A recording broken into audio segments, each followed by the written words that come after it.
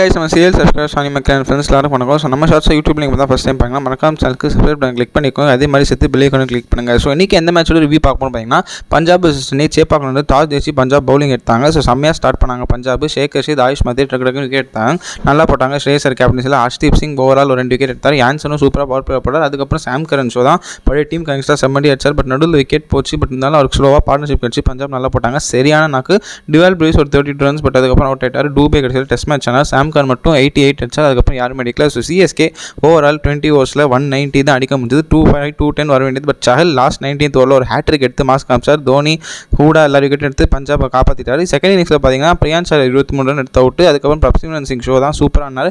அவர் ஒரு well deserve 54. அதுக்கப்புறம் அவர் captain ஸ்ரேயசர் company அவரும் சூப்பராக ஆரம்பிச்சார். கேப்டன்ஸ் நாக் 72 ரன்ஸ் அடிச்சார். அங்கேயே மேட்ச் போச்சு.